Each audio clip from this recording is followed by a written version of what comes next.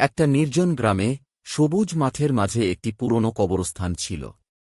ভোরের আলো ফোটার আগেই এক অদ্ভুত কনকলাল কণ্ঠ ভেসে আসত। গ্রামের মানুষজন বলত, সেখানে একটি রুক্ষ মহিলা ভূত বাস করে।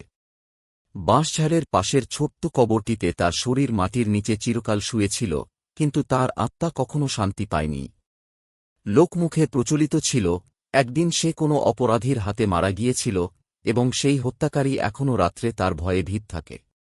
গ্রামের এক যুবক, রূপম, একদিন সাহসী হয়ে কবরস্থানে রাতে গিয়েছিল।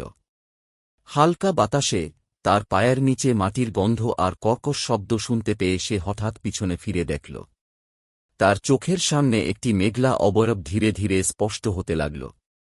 সেই অবয়বটি ছিল সেই মৃত মহিলার, যিনি মৃতদের মধ্যে ছায়ার মতো ঘুরে বেড়াতেন। চোখে ছিল ভয়ানক ক্ষোভ আর একটানা সে জিজ্ঞেস করছিল, আমার হত্যাকারী কোথায়?